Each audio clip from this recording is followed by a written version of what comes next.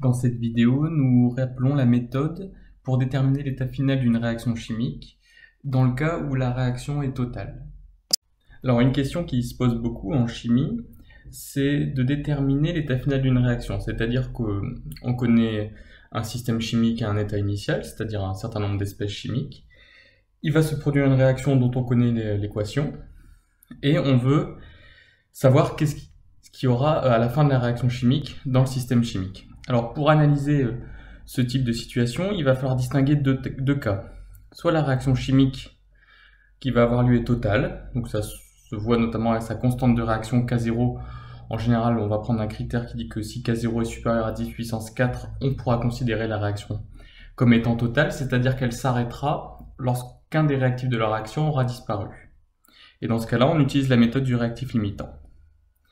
Si en revanche la réaction chimique n'est pas totale, on dit alors qu'elle mène à un équilibre chimique. Et donc il y aura une deuxième méthode à étudier qui sera celle du quotient de réaction à l'équilibre et dire qu'il est égal à K0. Alors nous, pour l'instant, on se place dans le cas d'une réaction totale et nous allons détailler ici la méthode du réactif limitant. Alors, à chaque fois qu'on va essayer de voir ce qui reste à l'état final d'une réaction chimique, il est intéressant de tracer le tableau d'avancement de la réaction. Donc, pour utiliser la méthode du réactif limitant, on s'assure que la réaction étudiée est bien totale, et on remplit un tableau d'avancement. Alors, sur la première ligne du tableau d'avancement, on doit mettre les quantités de matière des réactifs à l'état initial. Une fois qu'on a cette première ligne, on peut remplir la deuxième ligne par la méthode du réactif limitant en donnant les quantités de matière de chacune des espèces à l'état final, cette fois-ci en fonction de l'avancement final qu'on appelle Ximax dans le cas d'une réaction totale. Et on va faire une hypothèse sur qui est le réactif limitant. On va supposer l'un après l'autre que chaque réactif est limitant, et on calcule à chaque fois Ximax pour chaque hypothèse, pour chaque réactif étant limitant. Et le réactif limitant qui sera réellement celui de la réaction, ce sera celui pour lequel le Ximax calculé sera le plus faible. C'est donc celui-là qu'on retiendra, et ce sera donc le réactif associé qui sera le réactif limitant. Alors voyons ça sur un exemple. Donc on s'intéresse dans un premier exercice à la prise d'un béton, et à la réaction notamment de prise qui fait intervenir du ciment, Ca3CiO5, avec de l'eau. On va supposer que cette réaction est totale, ce que nous demande l'énoncé. Et on nous dit qu'à l'état initial, on a 228 grammes de ciment, donc le ciment c'est cette espèce-là, qu'on mélange avec 20 grammes d'eau liquide. La réaction qui se passe entre ces deux espèces est totale, elle mène à ce produit-ci plus ce produit-ci, et on nous demande de déterminer quel est le réactif limitant et quel est l'état final de la réaction, c'est-à-dire quelles sont les quantités de matière de chacune des espèces à la fin de la réaction. Donc, nous allons tracer le tableau d'avancement en quantité de matière associée à la réaction. Donc, on va regarder la quantité de Sa3CiO5, donc la quantité de ciment, la quantité d'eau liquide, la quantité de l'espèce Ca3Si2O7 3H2O et la quantité de l'espèce CaOH2. Donc, les deux premières colonnes étant associées au réactif, les deux suivantes au produit. On peut les séparer par une double barre pour bien insister sur cette différence. Et il faut déjà calculer les quantités à l'état initial. Alors ici, à l'état initial, nous n'avons pas a priori de produit. En l'absence d'information, on suppose que les quantités de produits sont nulles. Et nous cherchons les quantités de ciment et d'eau à l'état initial. Alors elles ne sont pas directement données. Ici, on nous donne les masses. Alors, on peut faire un petit calcul pour déterminer la quantité de Ca3Si O5 initiale. Eh bien, c'est la masse de Ca3Si O5 initiale divisée par la masse molaire de Ca3SiO5. Sachant que cette masse molaire, Elle peut aussi s'exprimer comme 3 fois la masse molaire du calcium, plus la masse molaire du silicium, plus 5 fois la masse molaire de eau, qui sont chacune données dans l'énoncé. En faisant le calcul, à partir des applications numériques et des données qui nous sont données ici, on trouve une mole. Donc, ici on écrit 1, alors on précise l'unité dans une des colonnes.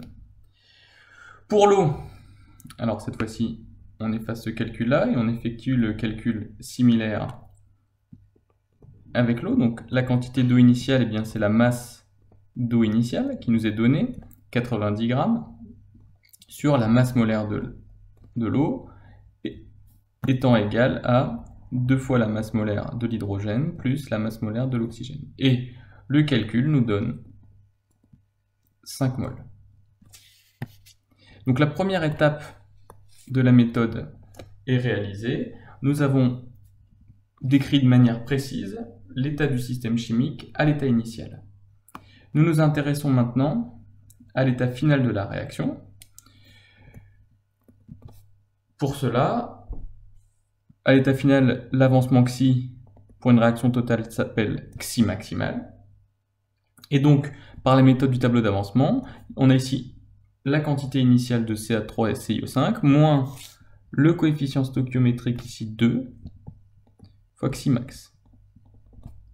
Pour H2O, nous allons avoir la quantité initiale 5, moins 6 fois xi max, en raison du coefficient stoichiométrique 6 ici. Ici, nous aurons xi max, et ici 3 xi max, puisque c'est la quantité initiale, 0, plus le nombre stoichiométrique, fois l'avancement final. On voit donc que si nous trouvons xi max, nous connaissons les quantités de matière de chacune des espèces à l'état final. C'est là qu'il nous faut faire une hypothèse. Sur les réactifs limitants, c'est le cœur de la méthode du réactif limitant. L'hypothèse 1, supposons que CA3CiO5 soit réactif limitant.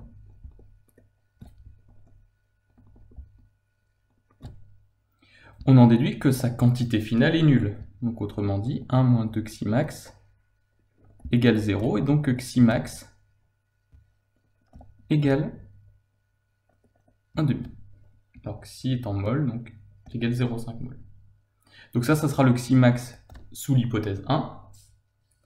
Faisons maintenant l'hypothèse 2, que c'est H2O qui est réactif limitant. On en déduit à ce moment-là que c'est 5 moins 6 xi max qui est égal à 0, et donc que xi max, alors cette fois-ci c'est sous l'hypothèse 2, égale 5/6 de mol. Eh bien, le réactif limitant correspond au réactif pour lequel le xi max est le plus petit. On voit clairement ici que c'est ce xi max là, 0,5 mol, qui est plus petit que 5/6 de mol. Autrement dit, c'est CA3 et CO5 qui est vraiment le réactif limitant. Donc ce n'est plus une hypothèse, maintenant on peut l'affirmer et effacer ce qu'on vient de faire, passer à la suite. Xi max égale 0,5 mol. Et donc ça, nous le remplaçons dans le tableau d'avancement. Donc ici nous avons 1 moins 2 fois 0,5, on retrouve 0 et on retrouve que CA3CiO5 est le réactif limitant. Ici nous avons 5 moins 6 fois 0,5 qui va nous donner 2. Ici nous avons 0,5 mol, et ici 1,5 mol. En remplissant cette dernière ligne du tableau d'avancement, nous avons donc la quantité finale de chaque espèce dans la solution, et donc on conclut l'exercice en donnant la réponse attendue. NCA3 SiO5 final égale 0, NH2O final égale 2 mol, NCA3Si2 O7 3H2O égale 0,5 mol, donc à l'état final, et NCaOH2 à l'état final égale 1,5 mol. Et nous avons ainsi répondu à l'exercice.